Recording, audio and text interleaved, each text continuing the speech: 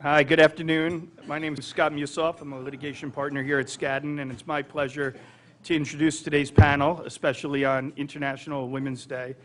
So we're proud to host today's event, and I'd like to first start by introducing our moderator, Debbie Epstein-Henry, founder of FlexTime Lawyers and Law and Reorder, and the co-founder and managing director of Bliss Lawyers. And she's internationally recognized expert, consultant, and public speaker on women, careers, and the legal workplace.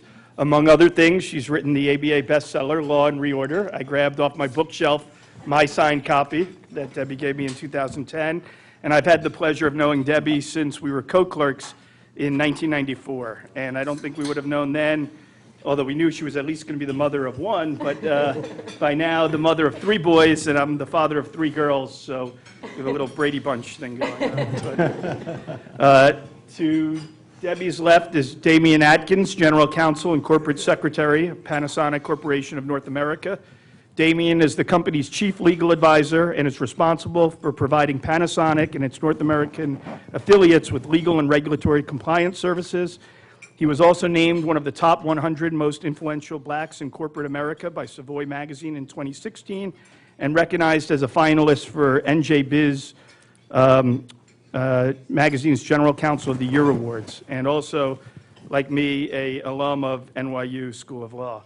Alan Bryan is Senior Associate General Counsel, Legal Operations, and Outside Counsel Management at Walmart Stores, where he leads the Office of Outside Counsel Management and Legal Operations, overseeing the international operations and processes, as well as the company's relationship with its law firms. Mark Rolig is the Chief Technology and Administrative Officer and former Executive Vice President General Counsel of MassMutual. He manages and oversees the information technology systems and architecture at MassMutual, advancing the role technology plays as a strategic driver of MassMutual's business success. And as mentioned, from 2005 through January of 2017, Mark served as the Executive Vice President and General Counsel. To Debbie's right is Nate St. Victor, Executive Director of Morgan Stanley. And as Executive Director at Morgan Stanley, Nate provides legal advice to Morgan Stanley Wealth Management on broker-dealer and investment advisory issues with a focus on the research, development, and distribution of alternative investments. And Nate mobilizes resources for innovation and change within the legal profession through his leadership positions with the Alliance of Securities and Financial Educators, the Council of Urban Professionals, Legal Outreach, and the National Association of Minority and Women-Owned Law Firms, as well as the New York City Bar Association Committee to enhance diversity of the profession. So it's my pleasure to turn it over to Debbie, and thank you all for coming.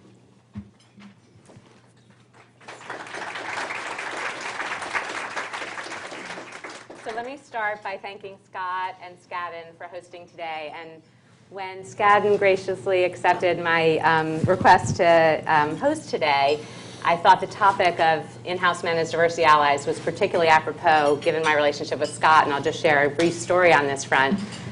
When I stopped practicing litigation, I had been running these sorts of events in Philadelphia for 3 years on a pro bono basis. I decided I'm going to launch this in New York as a consultant and start a membership organization. So I called my dear friend Scott, our former clerk, and said, I was wondering if you could get a conference room for maybe 30 people or so for a brown bag lunch I'm organizing. This was September of 2002. He said, oh, no problem. And he knew I'd been doing that kind of thing. And so then the New York Law Journal did a feature story, and Scott was fielding queries from lawyers around the city, and we had 150 people show up. So I really wanted Skadden to host that first event for me, because I thought if I had a prestigious firm like Skadden host, maybe this idea would take and other firms would follow. And it was really Scott sticking his neck out for me and saying, I'll grab that conference room. And it was like a bigger extension than you thought when you accepted. And in fact, that was 2002 when Scott was up for partner. And I was just as stressed as him and his wife and his parents. I was like, oh my God, he convened this group of all these women talking about work-life issues. He's not going to make partner because of me. But to Skadden's credit, he made it. I was super relieved. He deserves it. And anyway, thank you for being an ally to me. It really has meant the world to me.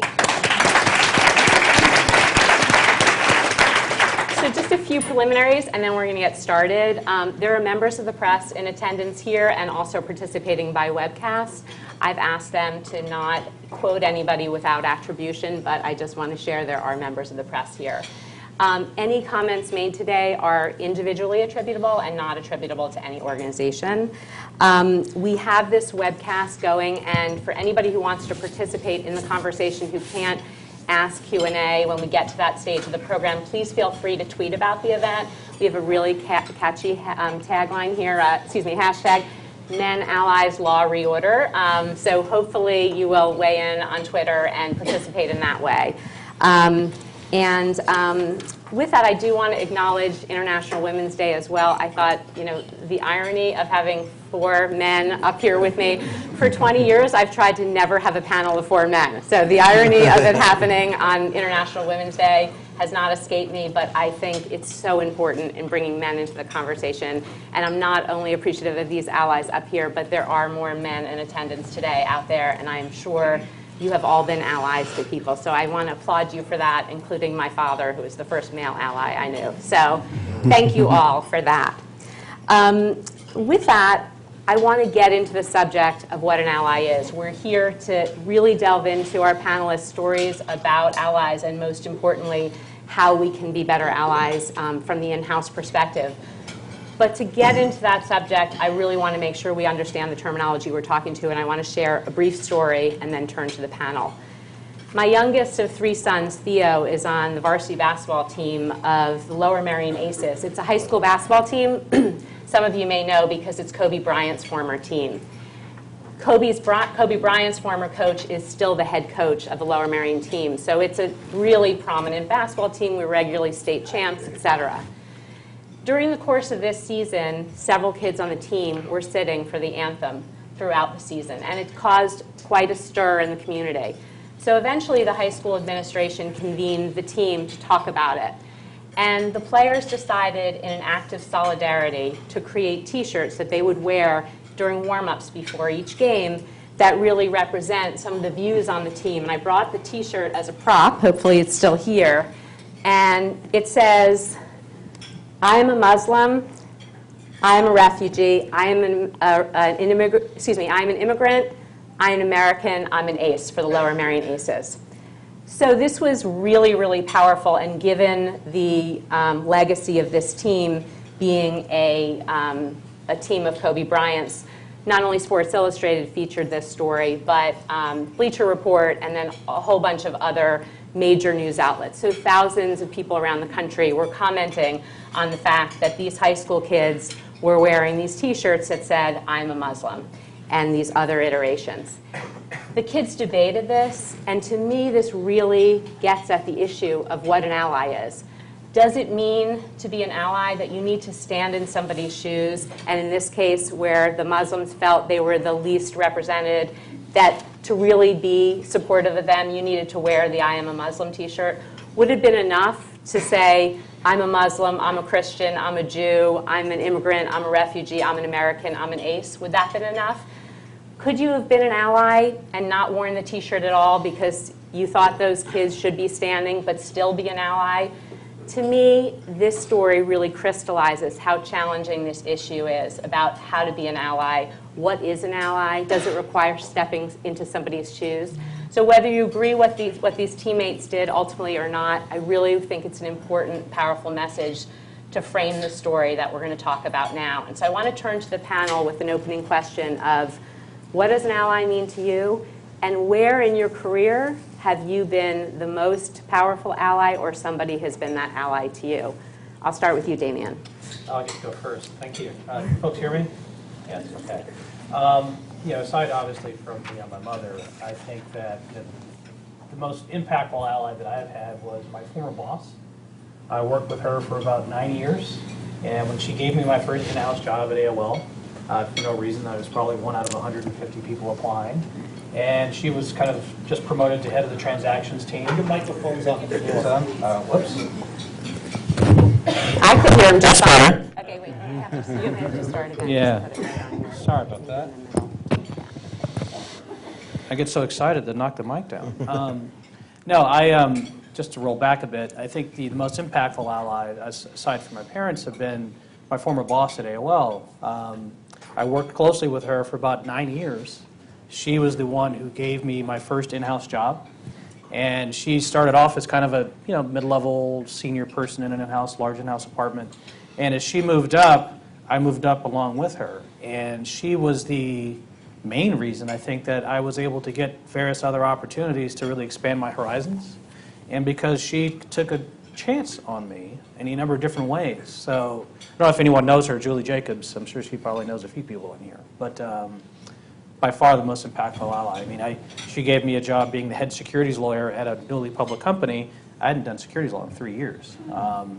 I became the chief compliance officer of the company because, well, I put my hand up and she said, "Oh, Damon, you'll figure it out. I know how you are." So, for me personally, it's been kind of someone I've worked very closely with for 9 years. I still call her boss. I texted her last night for some recommendations and advice. But by far, she's by far the most impactful person. Mark? Well, now that I'm no longer a lawyer, working in the technology space, I answer every question the same way. Reboot and call me tomorrow. In all honesty, I've spent some time thinking about what an ally really is, and I'm not certain that I've seen it sort of uniformly defined the way a mentor is or a sponsor is. To me, though, I guess what I would say ally is somebody that really takes the time to understand the issues, the people, the group, that they affirmatively support the individuals or group, and that they stand alongside those individuals. So I think those are sort of the factors that I would look at, and maybe that is a little different than a mentor or a sponsor. When I think about maybe a little bit different angle where I have maybe been an ally, been various opportunities to do that, but probably in the more recent world, about 11 years ago when I first got to MassMutual, we didn't even have employee resource groups, and we've now moved beyond that with employee resource groups and the business resource groups. But pretty early on, we put together a group with the LGBTA group, including the allies, and I was the executive sponsor to that group. I think that by taking the time to really understand the challenges of the LGBT individuals at MassMutual, I had the opportunity to both advocate for them and frankly be able to empathize with many of the issues that they have. And so whether it's a position that MassMutual took on the DOMA brief, we were one of the first to sign on to oppose DOMA. And likewise, recently on HB2 down in North Carolina, we wrote letters and have taken a strong position against that. And recently, the transgender issue, the brief that went up, Supremes didn't take the case, but we signed on to the amicus on that too. So I think by being able to understand the issues of a particular part of the population, and like I say, being able to stand alongside them, really you can be an ally to individuals or to groups that frankly I think are disenfranchised for one reason or another. So that's an example I'd use. And it's interesting, Nate, really in thinking about the story I started with, you were the one when we spoke about this previously who really framed for me this notion of allies stepping into the shoes of somebody else. So I'm curious, again, and I'll come to you, Alan, in a moment, of really what is an ally to you and what's the best example you've had it either in your career. Sure. I think I like when you say, empathy, right? To put yourself in somebody else's shoes. I actually think that's a good defense mechanism because if you do that, it decreases the likelihood that you're going to put your foot in your mouth. So that's one way to think about it. But empathy and courage, I think, are the attributes. Like Mark, I don't think it's easily defined. In one sense, what an ally looks like a mentor, advisor, or sponsor. Instead, it depends on the institution. It depends on your personality, who you are as a person. You need to bring your authentic self into that role. One example of an ally that I think of, a couple came to mind just hearing the other comments. So Damien mentioned his supporter who's an ally to him, and I think about the person who brought me over to Morgan Stanley from my law firm, and I see some of my Davis Polk colleagues here. So Susan Bacardi pulled me from Davis Polk. And I was kicking and screaming at the time because I was a fourth-year associate, and this was back in 05, 06. And at that time, there weren't that many people going in-house at that junior level. And I was concerned, had I had enough time to really develop my practice and really scrutinize the law and develop. I was in the investment management group, so really learned the Investment Advisors Act and the Investment Company Act. And I thought, hey, my goal was probably to either try to make partner at Davis Polk or 6 or 7 years, go off and be a general counsel at a hedge fund, then a COO of a hedge fund, and then retire by the time I'm 45 because the fund did so well, right?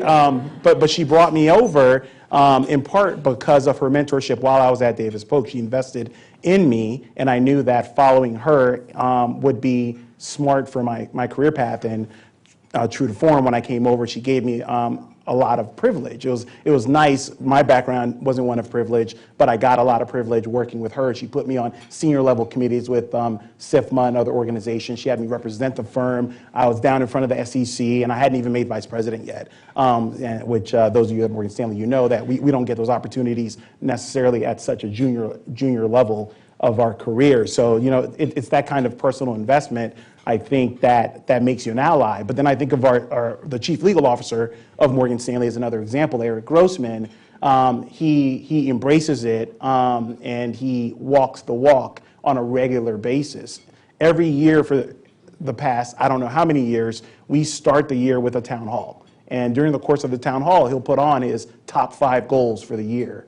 I do not recall the last time that, along with the Volcker Rule and regulatory reform, diversity and inclusion has not been one of his top 5 priorities, and that he has not addressed it specifically during the course of the town hall, making it unequivocal that he holds himself accountable as well as everybody within the institution. So it creates this trickle-down effect that empowers you if you're focused on diversity and inclusion, if you want to see it within your organization. When you hear it from the top, it gives you an ability to feel strong about it. I guess my personal story about being an ally, and my colleague Jennifer Zimmerman is here, so she just made me think about it. Eric had appointed me the chair of our Diversity and Inclusion Committee. Big mandate. It was a 3-year commitment. I was responsible for shaping the diversity and inclusion framework for the organization, for the legal compliance division, while doing all my other work as well, right? And Jen became the chair for the Women's Committee, which was one of the subcommittees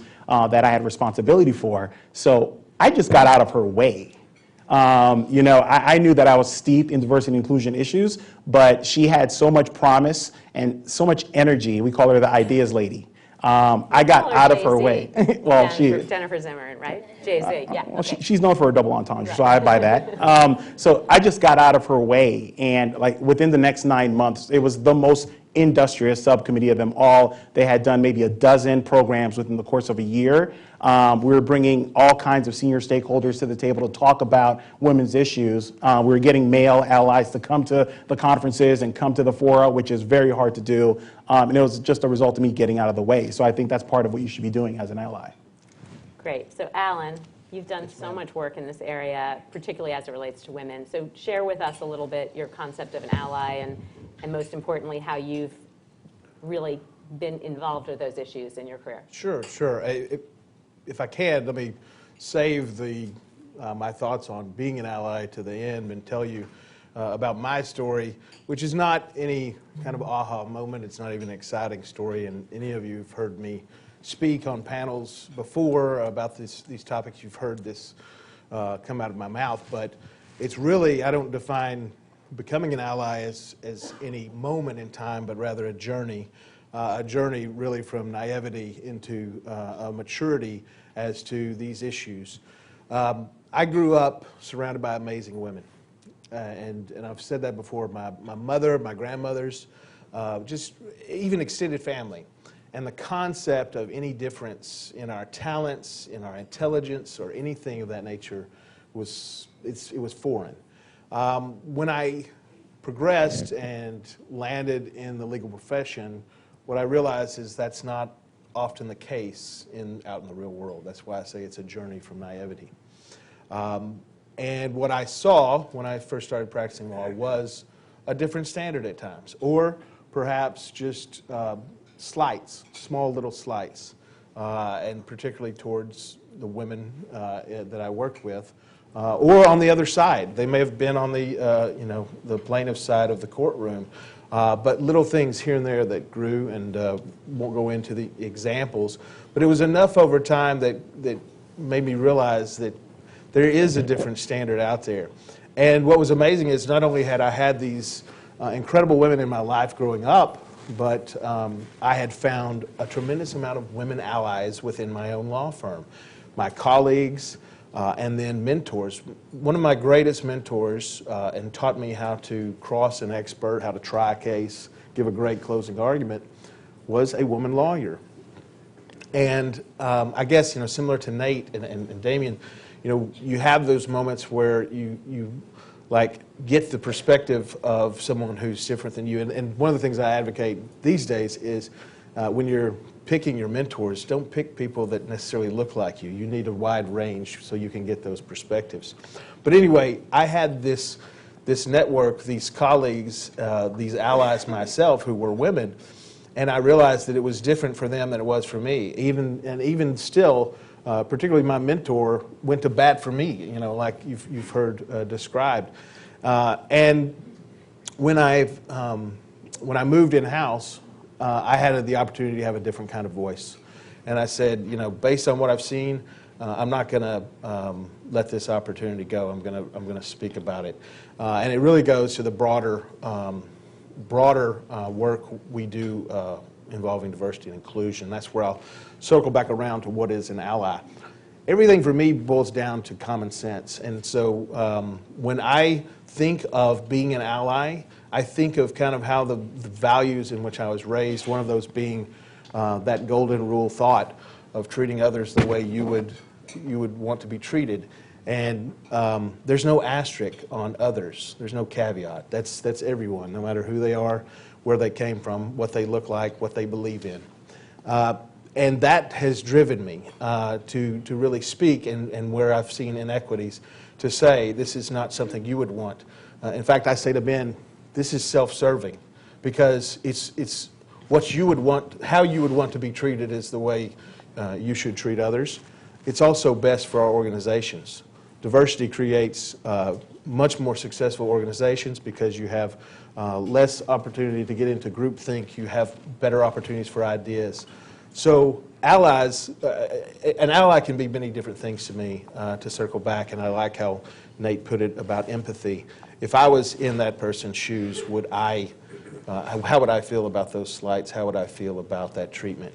And that is where I have to stand up and say, I would not, and that shouldn't go on.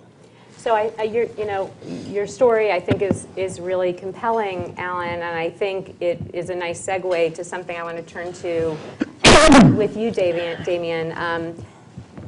If you're raised a certain way, or if you're the father of 3 daughters, or these are, or if you're diverse yourself, it's sort of like, okay, well, this is personal to you. But really, how do you address people who it's not personal to? And those people often feel like, why am I going to advocate for some diverse person who's going to take my spot? There's only 10 spots on that executive committee. Why am I going to bump myself out here? So how do you deal with that real anxiety and fear of replacement and get people like that on board? Yeah, it honestly kind of comes down to how you influence people. People are subject to being influenced in a lot of different ways. And if you know your audience, or you know the individual you're dealing with, depending on where they are in the hierarchy, if they work for you or somewhere else, but kind of understand what are those 2 or 3 key levers that you can hit upon that will then resonate with them and to possibly change their attitude. So for me, for example, I was a very negative person in terms of working from home.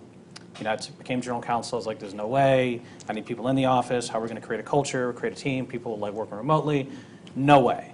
And it's funny, I kind of thought about it a little bit, and then 2 people came up to me and they were like, Damien, it's wrong. You have technology. It's not going to work. And I thought about it. Like I said, my prior boss, she, general counsel of a public company, she had 3 kids, and she made it happen. And it's funny, I kind of thought about it as like, well, I guess she wasn't in the office all the time. And then I started looking around other folks on my team. I had a really great employment lawyer. She's still there. I guess she just wasn't around that much. Every time I look, she's busy or something. So I realized that even though I had my own kind of biases that worked for me, I don't work well from home. I would end up impacting negatively people who were providing tremendous amount of quality and benefit to the team, and it really overhit kind of working moms. And it was kind of an eye-opening experience, quite frankly, because it's funny when I made the announcement, oh God, I've learned, I've changed. You could just see, the sea change in the entire culture of the department. And I'm very open and public about it now. So even when I recruit, it's amazing the benefits that I've got in terms of the quality of talent pool, increased dedication in folks of the team. But for me, it's just, like I said, it's been a personal experience where, getting slapped across the face has worked well. And it's interesting, I think, the story you shared is really about a receptivity and openness to this, but part of the research not only looks at people who are afraid of being replaced, but there are other issues around just an apathy or just ignorance and not that receptivity. So Mark, I know you've been in this space for a really long time. What would you suggest in how to sort of turn some of those people to get them to either become more open to it or see the benefit? How would you address that? And this may be a little, I don't know, crass or whatever term you want to use, but I'm an older guy, and I was lucky enough in 1968 to sit in a gymnasium and hear Martin Luther King speak. And at that time, we didn't call it diversity; we called it civil rights. And the focus was civil rights was the right thing to do from a legal point of view, near and dear to all of our hearts. It was the right thing to do from a moral point of view. And it was the right thing to do from a religious point of view. I mean, it was Reverend Dr. Martin Luther King. And there was a view at that time through the churches that God would treat us all equally. I think we've moved beyond that now. All those reasons still exist as a right reason for civil rights or for diversity. But I think there's a real understanding that diversity and inclusion adds huge value to an enterprise. And so what I think we need to do to really move the ball forward is have people experience that at the end of the day, they will be more successful and their enterprise will be more successful if, in fact, they really embrace diversity and inclusion in all respects. I have to be honest with you, I'm not the smartest guy around, and I've done very well. I've made a lot of money, diversity and having a diverse team has always been a part of my MO, and I'm not changing because it's worked well for me. So I guess, how do we get this to change? I think you need people to truly experience that at the end of the day, it's in their personal best interest to surround themselves with individuals that are different and bring different perspectives. And if we do that and they see the results, then I think we can really drive change. It's one of the things that Alan and I have spent a lot of time talking about, working on, is how do we sort of force that so that people really experience it and then can drive the change. I want to pick up on that. And Alan, if you could talk a little bit about ABA Resolution 113, which both Mark and Alan have been so integral to, and really kind of what's behind that resolution, what does it say, how does it work, and how is it achieving some level of influence? Sure. And let me try to give you the Reader's Digest version, but also give you a little history of ABA Resolution 113. Then ABA President Paulette Brown, in August of 2015, formed the Commission on Diversity Inclusion 360. And that commission was made up of individuals from the industry, both in-house and from law firms, and even government entities. It was itself a diverse group of individuals. And they came together on four projects. One was implicit bias, one was diversity within our CLEs, within the profession, and I believe the third was diversity in the judicial system and more awareness for diversity for judges and prosecutors. The fourth work stream, if you will, was called the Economic Case Working Group, and that was the economic case for diversity. And actually that's what Mark and I served on as commissioners. And our project was to really take the idea of the call to action and put it into policy. If you're familiar with the call to action, it was a call back in 2004. Rick Palmore put out, and was joined by other companies to utilize more diverse attorneys in legal services. So we began to look at how to put policy into place for the ABA to really to stress that, and stress what at the ABA is called Goal 3 of about 4 goals, which is the diversity of the legal profession. And so we put together very simple language, and I won't quote it verbatim. I'm sorry I don't have it. We may have it in the materials. But essentially, Resolution 113 did 2 things. It looked to law firms and asked that law firms do more to support and advance women and minorities in law firms. And it also spoke to the purchasers of legal services, such as corporations and government entities, and said, we want you to do more in finding diversity in the legal services you purchase. So that was the aspirational portion of the program, if you will, but we still had to have a way to implement, to really see that we were doing something.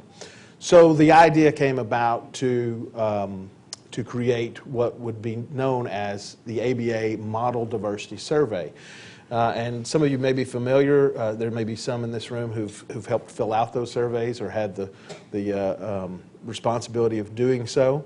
But if you've been involved in the diversity space and you're in a law firm or a corporation that follows diversity, you know that there are a number of different surveys. Some are individual company surveys. I think we had one. I think Morgan Stanley has one in the past. I believe Mark's had one.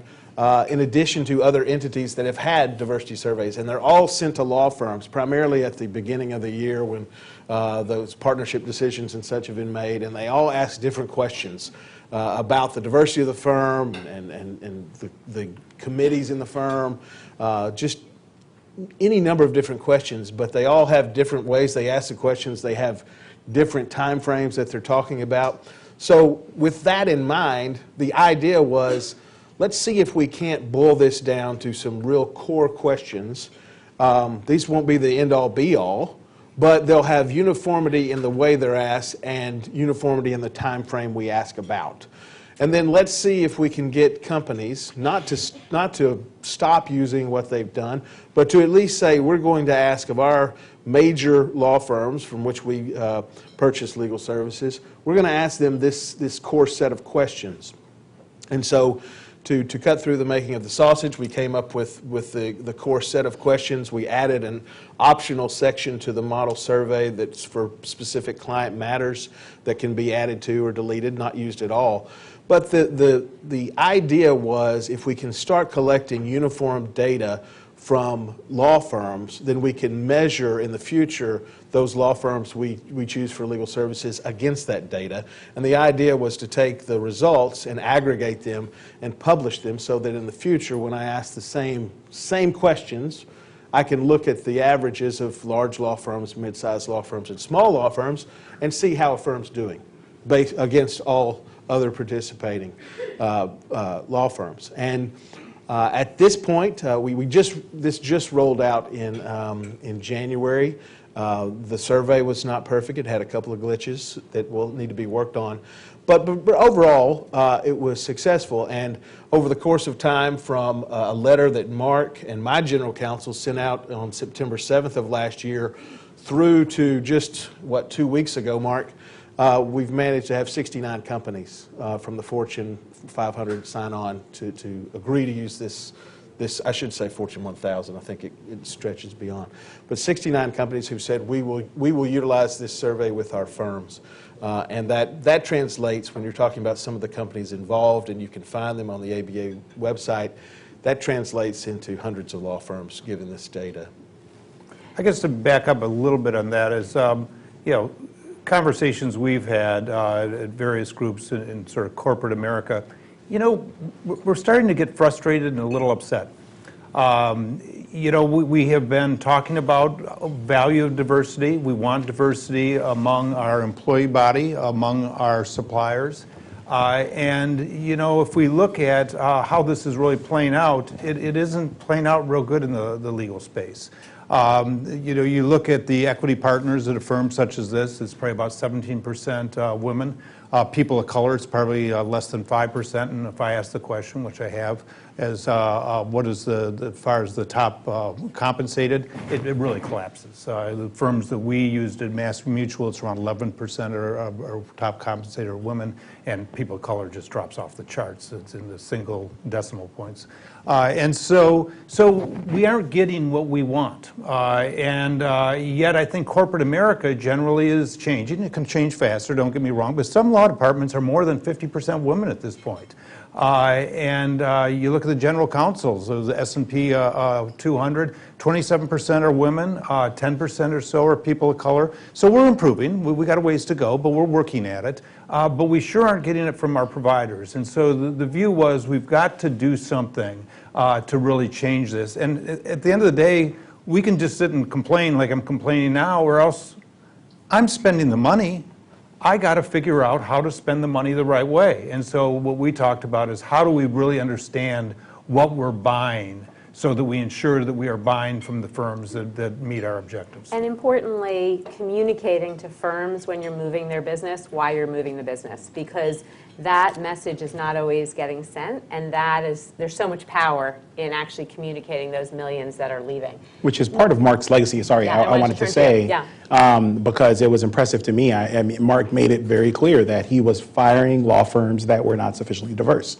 And I think having that unequivocal position, you don't have to make it soft. You can be very clear, just like you would fire a law firm if the performance on a matter for which you retained them was insufficient. It didn't meet your standards. The same thing on diversity. And so at Morgan Stanley, we try to make it very clear up front. So our outside counsel diversity policy has a clear articulation of our commitment to diversity and the expectation that the firm that wishes to be retained for our services will meet it. Alan, as you said, we do have a diversity survey. And so my successor, Matthew Morningstar, he's here, and they reevaluate the survey every year. And they make it bigger and better. And we're looking at the ABA resolution to decide how does that connect and match up with what we're doing. And I think it's important to do that. And so when I think about innovation in the diversity and inclusion space, I think that it's a constant improvement. That it's a fiduciary obligation that you hold to continue to do better, to challenge each other. And one of the things I really like about the resolution is that firms that sign up with it are going to free up resources. Because Skadden has Malik Jones and her team, and they're phenomenal. But if you're taking up their team's time to just fill out these surveys, and that's taking up 30, 40, 50% of their time, you're not capitalizing on that talent. That time could be better spent coming up with innovative programs, better spent with working closely with individuals within your organization, tailoring their path to success. So that's one of the hallmarks of the resolution that really resonated with me. It's interesting, in my new world, I'm working with consultants to try to figure out technology, since I don't know much about it. As the Chief Technology Officer at Mass Mutual. Yeah.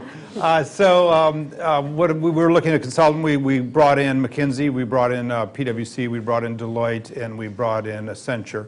And they brought in their teams and did their pitch, what they could do for us. PwC showed up with 4 white guys. We did sort of a round table of introductions, and we finished it. And I said, I have to be honest with you. If you were a law firm in my previous life, I wouldn't even stay for the coffee. I'd walk out. And that's the way we've got to start acting, that we got to put our money where our mouth is. And if that's what they want to send me to do this project, I'll have nothing to do with them. And by the way, when we looked at the firms, immediately they dropped off the list. We didn't even consider them. And then we looked at the other 3. So let's talk about, from the in-house perspective, what are some really effective levers that we're seeing with certain in-house legal departments. Certainly, Microsoft has been out there a lot about the bonuses that they're giving firms for, and sort of what approach, the carrot versus the stick, but bonuses that they're giving for firms that are meeting certain diversity targets. Kim Rivera, GC of HP, has just announced that she's going to be withholding 10% of the bills owed for firms that are not meeting the diversity requirements. So what are some other ideas out there that you think are effective? And also, importantly, how are companies partnering with law firms to help them with this as well? Yep.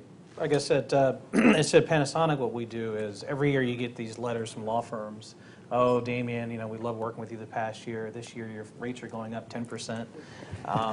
Thank you very much please sign this new billing rate structure. And that always kicks off a conversation. And typically, for diversity matters, I'll speak to the relationship partner and just ask a series of questions. And I think they're relevant for not just in that conversation, but in broader conversations. Who are the women associates in your firm that you're putting in a path for critical insight? Oh, you don't know? Okay. Which associates of color or which female associates do you have are on projects that allow them to build intrinsic value? You don't know.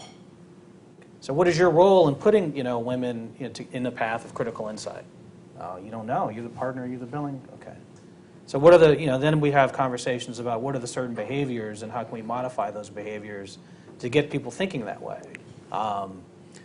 Sometimes it's you get 2 M&A deals if I see certain behaviors changing, or you implement something that will change those behaviors.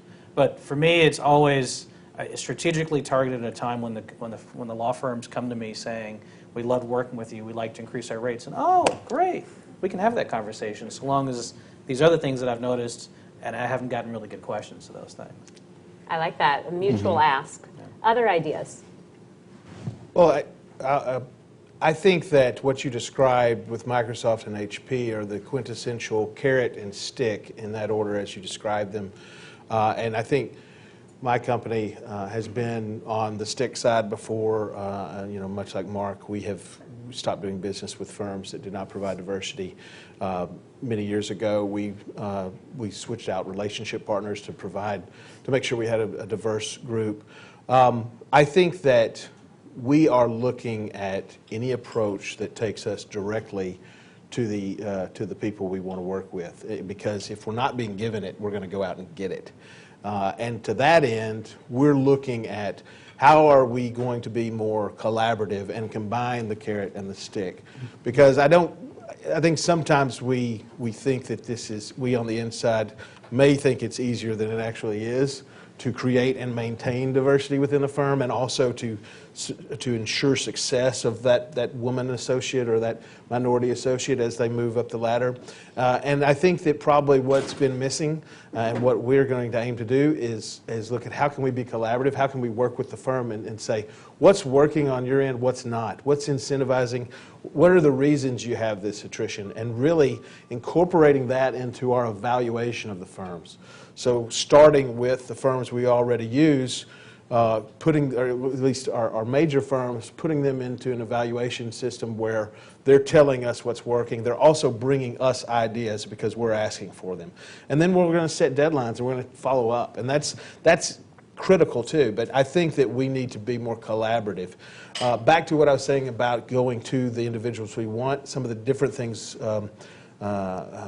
we've tried to do in that space over the past couple of years is create what's called the Walmart Ready program, which is to look at our panel of counsel and to choose a diverse group to come in to our headquarters, which is a pretty unique thing. We don't do a lot of firm visits, but to bring them in for a day of learning. They hear from the GCs, they hear from the section heads, this is how we like things done, and to give them networking opportunities to meet.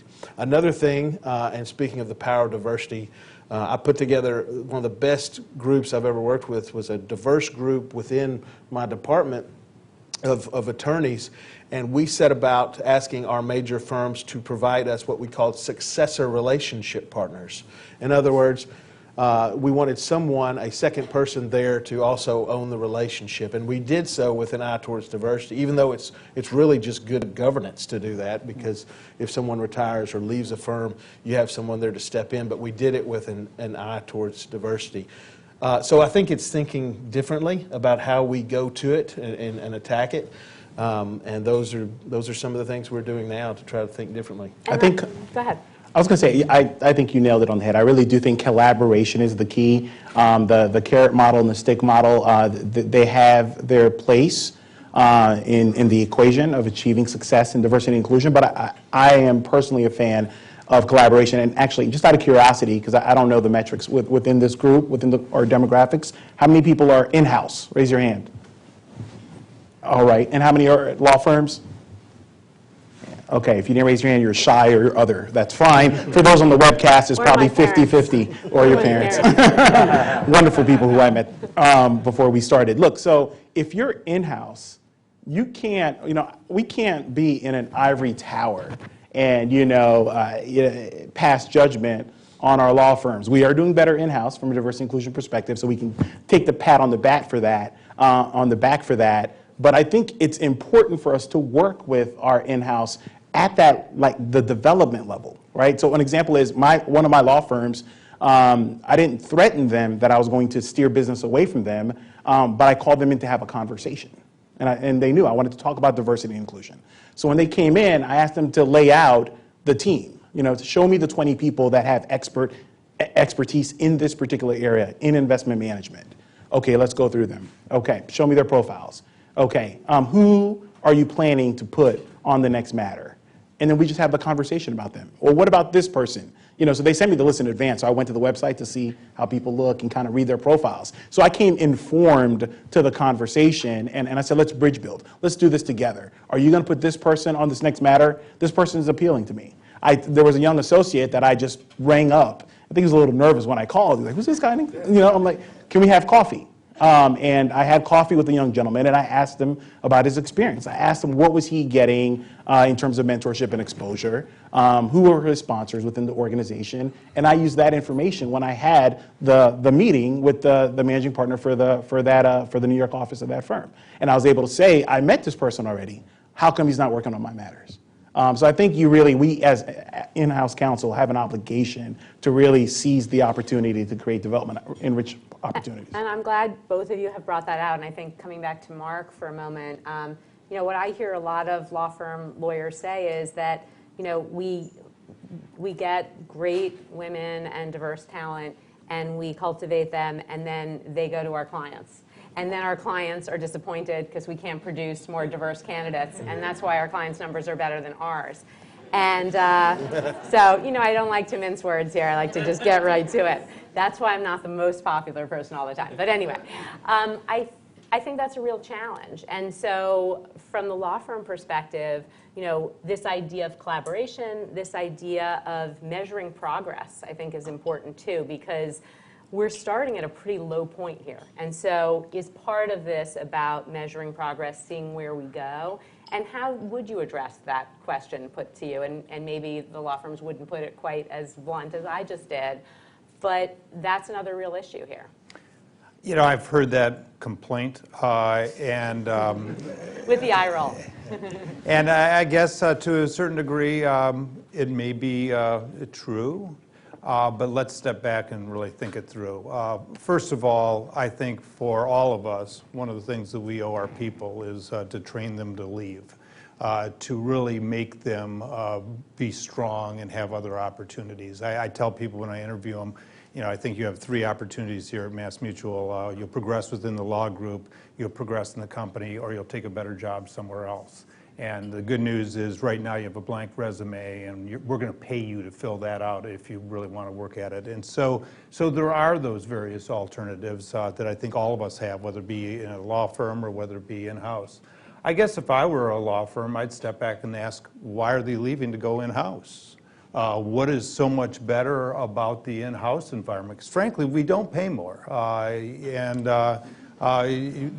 We pay well, but we generally don't pay more. So it's not pay. So there's something going on where women, people of color, LGBT, other diverse groups, just don't find the law firm environment to be very friendly to them and really create opportunities for them. So I guess if I were a law firm, going back to them, I would respond, you ought to look in the mirror a bit here and figure out why are they taking my call and why are they choosing to go with me. And the second thing, back to pay them to leave, you ought to a certain degree, be happy.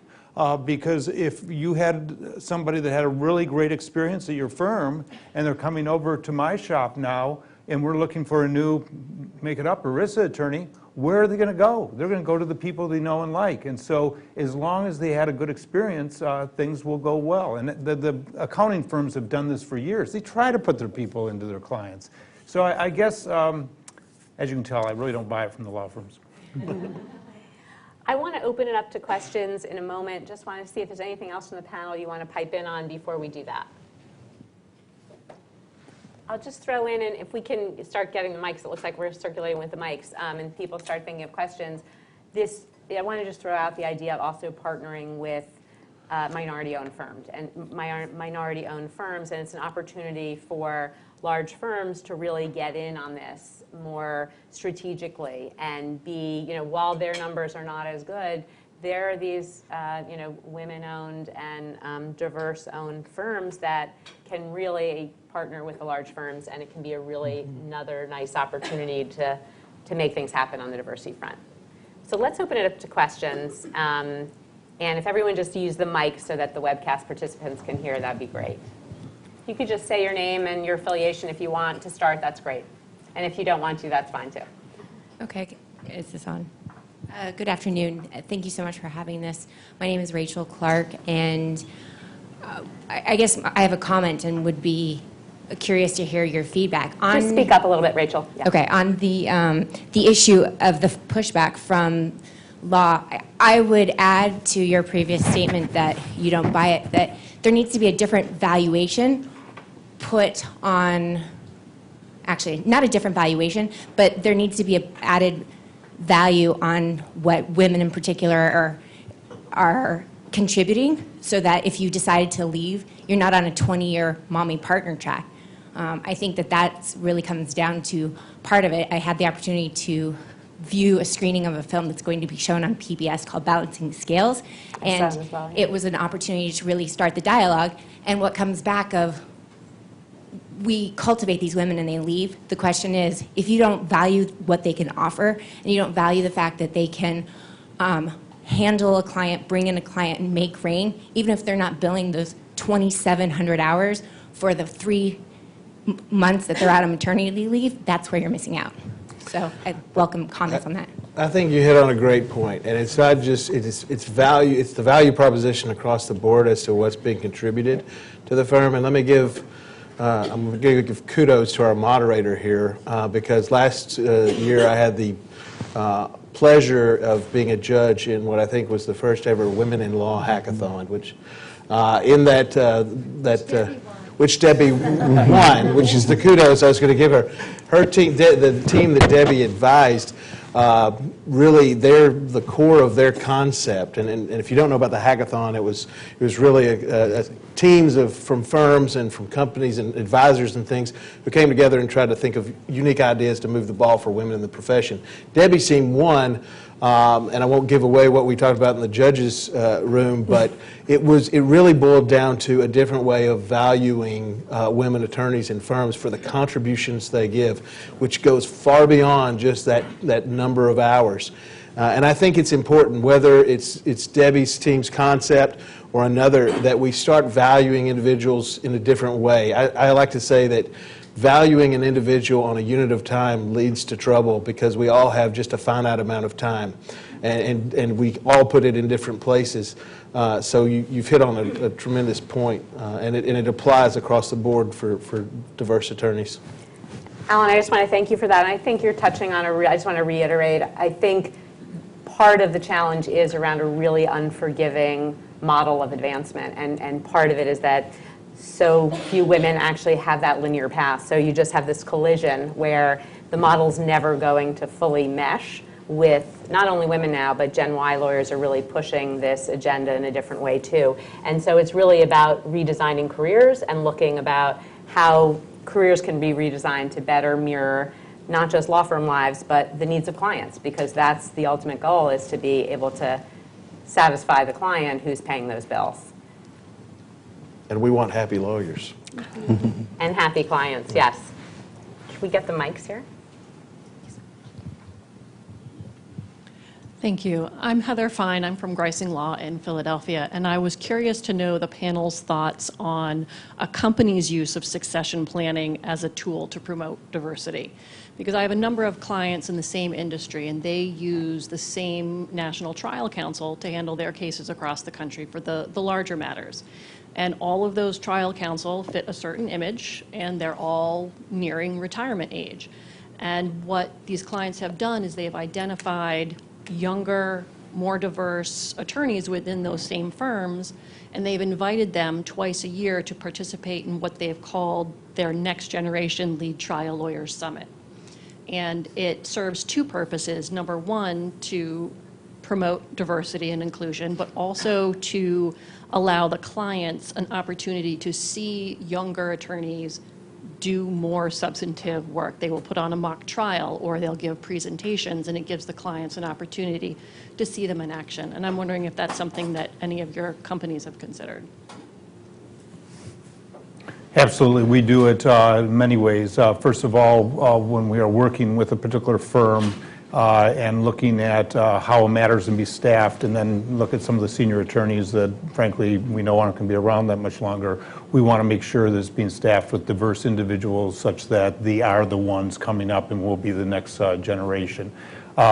We also do a strategy summit where we bring in the law firms that we work with and basically outline the strategy of the company so that they can hopefully be a little more strategic with us. And again, we really encourage those firms to bring individuals that are different, and by that, not just send the traditional account partner that may have been the white male. We've done pretty good in changing out the account partners. So we've got, I think, 3 now that are major firms, people of color, and 2 women. And so they're there. You gotta, whether it be through succession or whether it be as you go to a new firm, you just demand that you get diversity on the team or the lead. It's there. Get a mic. Good afternoon. I'm John Arrow. I'm the Chief Diversity Officer at Reed Smith. And in my role, I really view it as being a change agent to transform our culture to a culture of inclusion. And as I try to convince all of our attorneys, wherever they may be and whatever their views are, obviously what the clients are demanding helps a lot in what I'm trying to achieve when clients demand certain diversity. But have you also, and the panel briefly hit on this in terms of just the intuitive case that we all of us here believe and know that having diverse and inclusive teams leads to better results. But I've asked a number of people, have you seen, whether it's speakers or studies and the like, where people will say and be able to get up and say, here's a live example of why a diverse team led to a better result. Here's a live example of how this happened. So, as I try to convince everyone that this is not just right for the bottom line, this is just not right morally, but this is right because it leads to better results. Have you seen things like that helped you? Again, a lot of it becomes anecdotal, but there is a professor at Tufts, Sam Summers, and he has actually written on this topic. And near and dear to our heart, what he did is and he's not a lawyer, I think psychologist, he used mock juries and basically gave them the similar fact patterns. So whether it be a homogeneous or a heterogeneous mock jury, same fact pattern, and then would evaluate how long they deliberated and how many issues they identified, and the diverse juries did better. So it can be shown, proven statistically that you get better results. Where it becomes a bit of a challenge, and I've spent some time talking with people about this issue, is some of the studies are a bit mixed. Let's face it, if you were to have a group of 10 Ku Klux Klan members and invite this guy into the crowd, are we going to be more productive or less productive? So you got to be a little careful as you look at the data. But I do think that you look at the results of McKinsey does a study on women at leadership positions in corporate America. I don't know if you noticed the little girl in front of the bowl this week or this month. Mm-hmm. But State Street is now demanding that the leadership by that the boards of corporations change because they want better results. Yeah. So I do think the data is out there. I'd like to see more of it, and hopefully over time we'll see more. Yeah, and I'm pleased that Morgan Stanley actually did research on this last year. So the head research equity strategist had his team develop a proprietary methodology where we looked at 1,600 stocks and their performance. And then we added metrics to look at the diversity of the board for those organizations.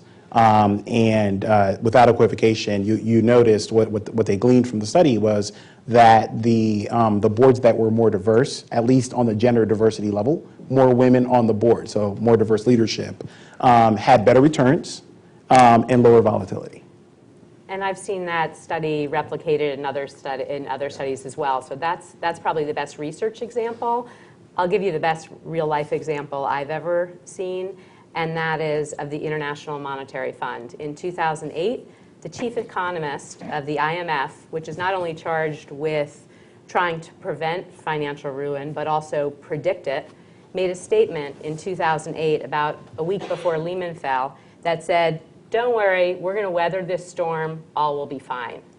We know what happened after that, and an independent committee of the IMF then issued a study and report following that statement by the chief economist.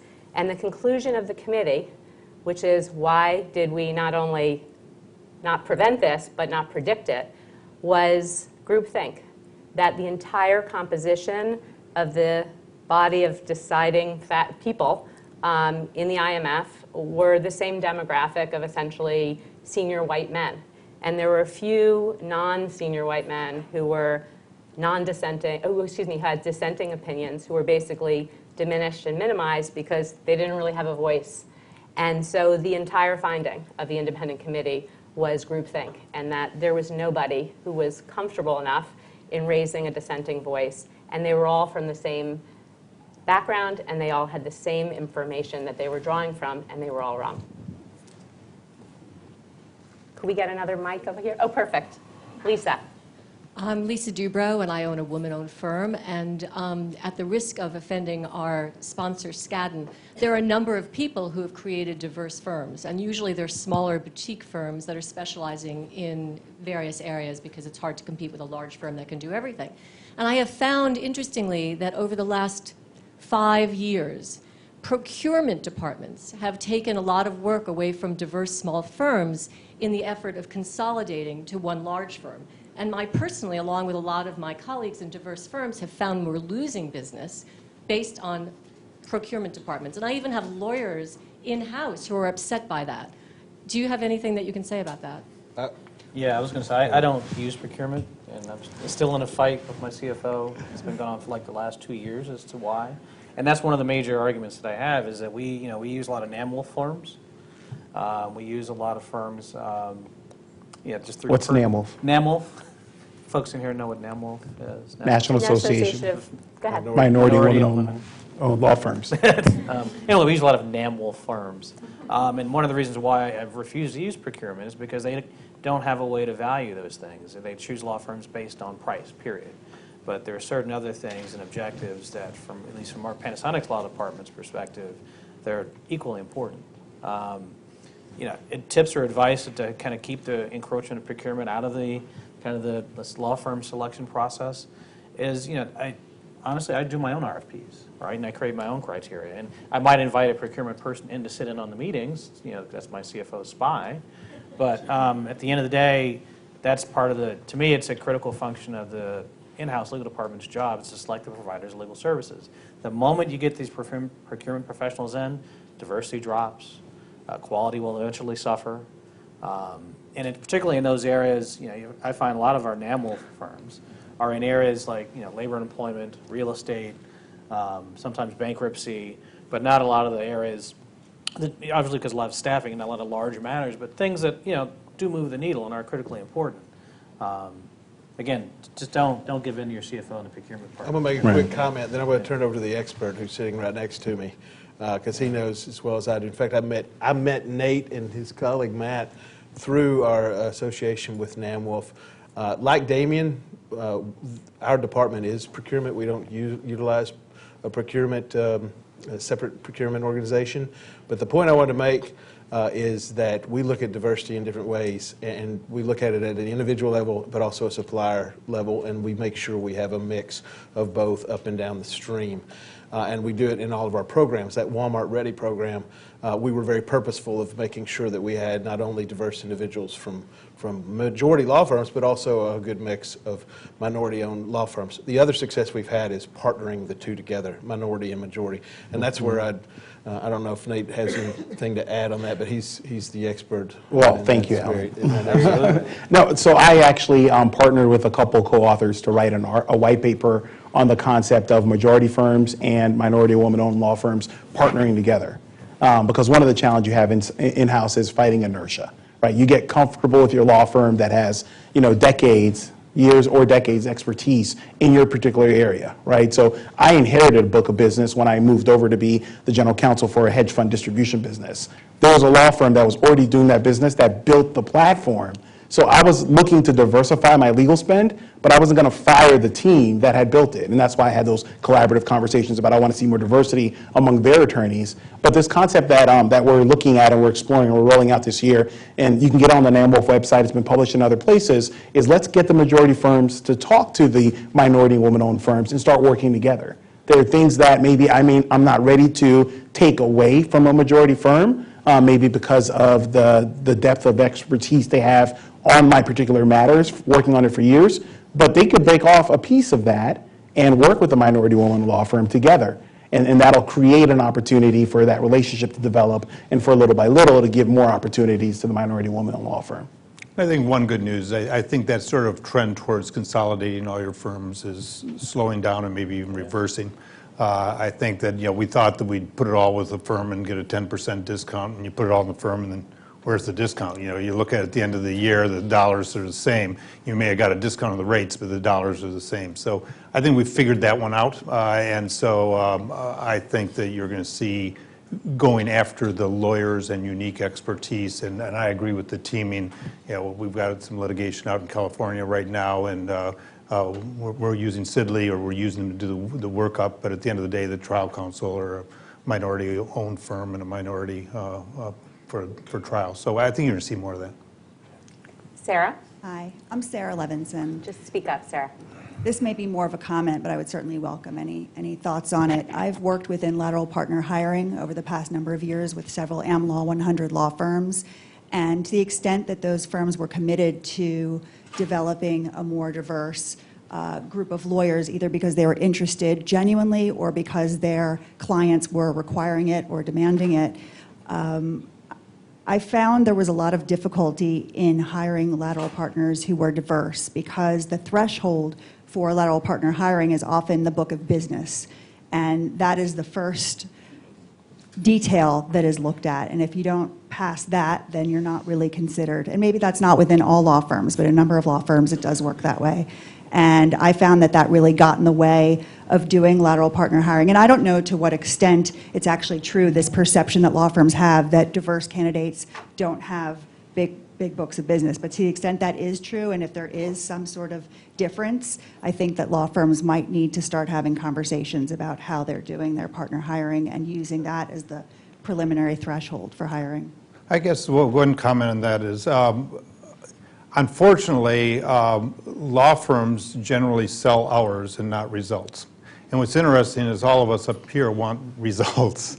And so there's this real dichotomy going on. And if we were buying results and a firm were trying to give us results, I would argue they would definitely staff with diverse teams because they get better results. So I think one of the things we've got to do as the buyers is we've really got to make it clear that we're focusing on the results and therefore have the firms focus more on what the team looks like.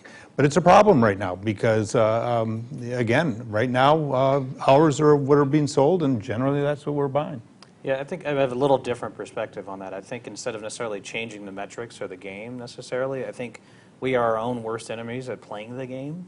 So I see this so often that, well, I don't want to hire this woman for this because I might get this funny look from the CEO, or the CFO has this relationship with this person. And at some point it comes down to courage.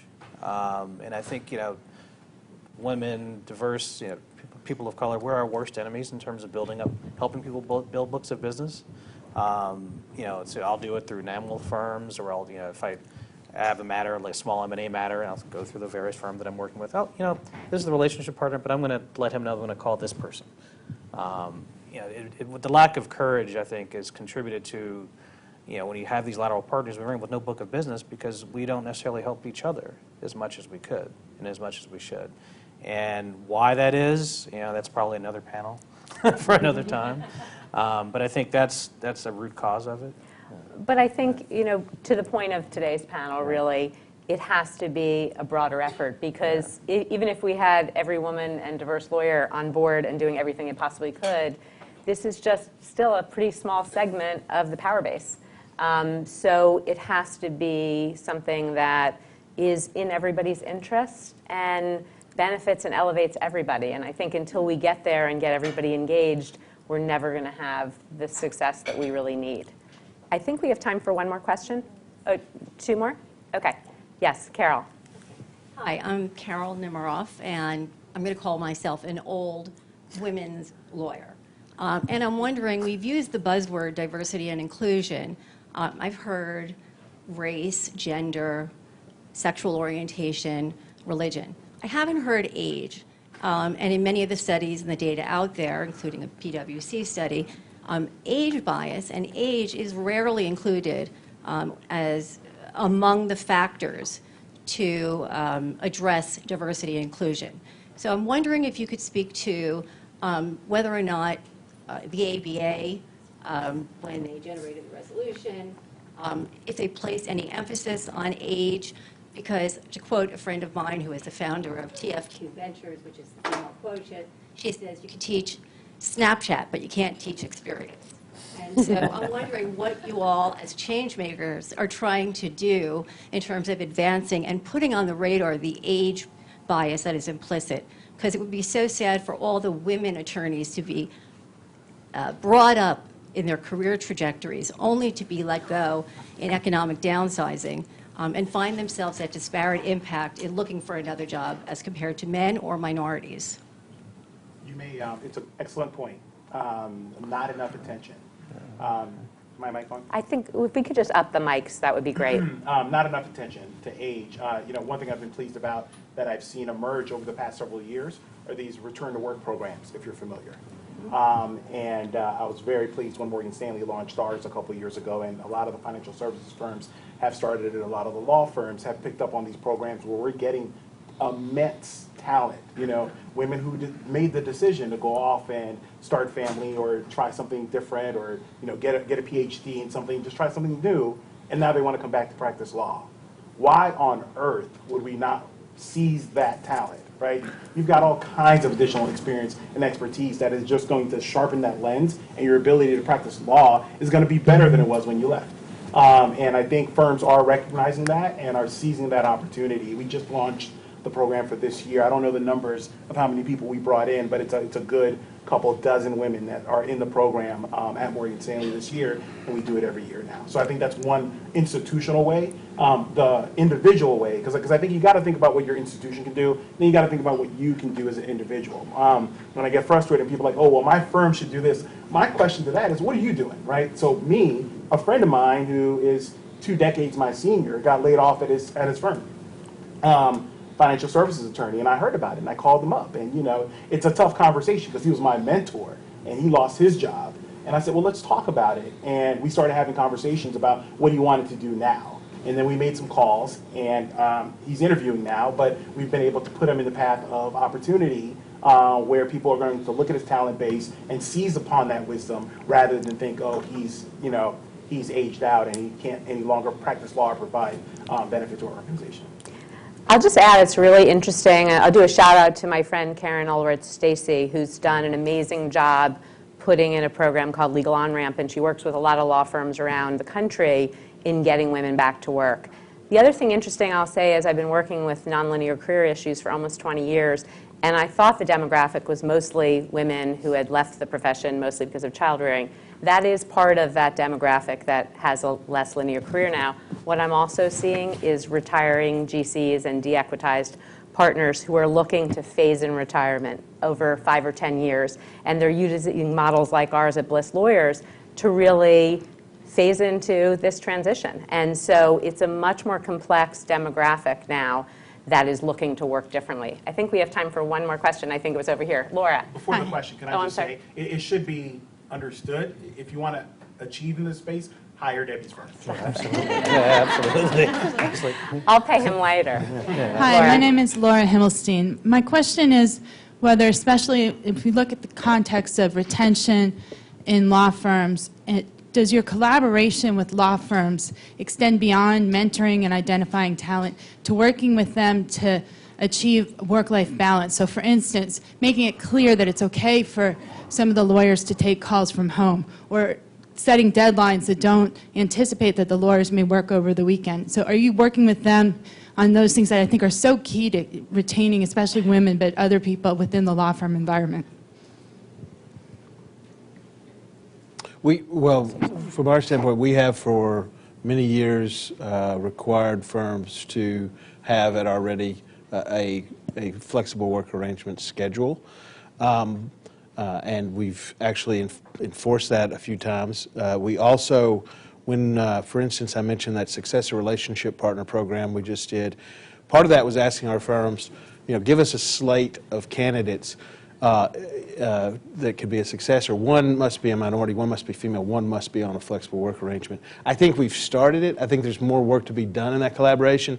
But really, these last three things are hitting on experience, book of business, being able to work from home. We're all talking about the way we value lawyers within law firms and how that needs to be an evolving idea along with this concept of diversity and inclusion of all, even if we don't mention age. But it really comes down to that. And I've mentioned the way we're trying to attack it now is through that collaboration and going straight to the individuals, whether it be through the Walmart Ready program, the successors. We're trying to connect immediately with diverse attorneys, women and minority attorneys. Another program I've got to give a shout out to for Jay-Z is our Null Challenge Club, where we're connecting women lawyers with the decision makers in corporate legal departments. And I think it's a combination of all those things, including talking to them about I don't need an attorney working over a weekend unless it's absolutely necessary. And what I hope is that translates into firms. But frankly, I think we have more work to do to make that message clear. So what I would like to do before we conclude is just ask the panel for one parting message, either something that we haven't touched on that you think is really important to conclude in the conversation, or something we sort of glossed over that you want to make sure we underscore before we conclude. And I'll start with you, Mark. It's funny. I sit in some of these panels, and at the end of the day, they ask, words of wisdom. People talk about, learn business or learn an area of law. To me, what I'd leave with all of you is, the one resource that you can't buy, you can't speed up, you can't stop, you can't reverse, is your time. It is really your most valuable resource. And so who you spend your time with and how you spend your time reflects who you are as a person and what you value. So back to this issue about sort of work-life balance. Think that one through, and it's not just for the women here, but for the men. Who we are spending our time with and how we spend our time really reflects our values, and it reflects those that we love and are with. So I guess my words of wisdom is step back and think about your life and your time, and are you spending your time where you want to be spending it? I think I'd probably have, my words of wisdom would be the words, part of the discussions I have with law firm partners every year. It really benefits for folks here in the audience. What are you doing to put kind of women in the path of actionable insight in their career? The way you're successful as a lawyer isn't necessarily learning how to draft this or take this call or write this brief, but it's really getting valuable kind of stress-tested insights from people who've done it before. How do you talk to a client through a difficult situation? If you're working with a client that's from this part of the world, what are the best strategies for success? Those kinds of actionable insights are the ones that really separate the winners from the losers. And then what are the folks here, in particular leadership positions, what are you doing to put people, women of color and women, in the path of those insights? Because those things come really out in the golf course or the tennis matches or cigar rooms. But what are you doing to make people, to build the pipeline, to put them in the path of those insights? Great. Nate? Be the change you want to see. I get frustrated when I meet junior attorneys, either in-house or at law firms, who are blaming the institution for the inequities, except the fact that the level playing field doesn't exist. But now what are you going to do about it, right? I know in law school, many of us spend a lot of money for those black market outlines, right, for the criminal law class, so you can get that inside edge. Are you writing checks to hire executive coaches to develop the talent within you? Are you paying for your own way to go to conferences, or are you blaming your organization for not sending you? We do well, relatively speaking, and I think you should be allocating money to invest in yourself. Think of yourself, a friend of mine, Rodney, he's general counsel for Converse. I was with him this past weekend, and he said it's Rodney Inc., right? He thinks of himself as a product. You should think of yourself as a product. And what are you doing to invest in that product? What kind of money are you putting back in to develop yourself? Absolutely hold the institution accountable, but invest in yourself as well. Great. I guess I'll bring it back to how I started, and also with a nod towards International Women's Day, but focused on the legal profession. And two parting messages. One, for the men in the room and on the webcast, is there's a reason we're having International Women's Day. It's to raise awareness of the issues, some of the issues we're talking about today, but also broader issues. And as men, we should be concerned because of the women in our lives, and we should be involved. We should get over this idea of zero-sum mentality that advancement of women means decline of men, the fear, the apathy, whatever it is that's holding us back. Come to the meeting, enter the conversation. You don't have to know everything. I think your presence speaks volumes, and the fact that, just towards the fact that you care. To the women in the room, I would say, be receptive and be understanding. There is a hesitation, but we need more men in the room talking about this. And that's one of the things I think, with the distinguished gentleman I have the pleasure of sharing the stage with, is I hope that through us, other men see this and say, this is an issue and it affects us all. It affects our organization, and it affects our results and how we all succeed. And I want to step forward. And back to the men, I think about, again, the women in my life, and one that I always bring up is my daughter and the world I want her to live in. And so think about that when you're acting every day and how you treat each other. So those are some amazing comments from an amazing panel, and I want to add one closing parting message myself and take you back to the Lower Merion Aces. The first time those boys came out and were wearing, all of them, those I'm a Muslim t-shirts, my parents were at the game with me, and my mother leaned into me and says, "It reminds me of the King of Denmark." And for those of you who don't know that story, in the late 1930s, Hitler started going around to Europe and demanding that all the Jews in Europe wear yellow stars. And the King of Denmark was the sole voice that said, if you make the Jews in Denmark wear yellow stars, then I'll wear a yellow star too. Never underestimate the power of allies. Allies can be a tremendous influence in all of our lives. So with that, I want to thank you for listening and thank this amazing panel.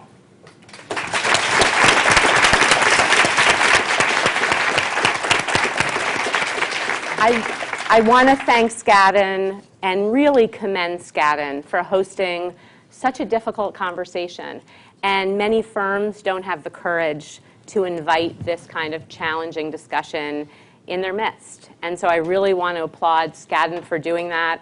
I want to thank them for providing lunch, and I specifically want to acknowledge Scott Musoff, Jody Garfinkel, Elsa Lopez Taglia, and Tiffany Yard for making today possible. So thank you, Skadden.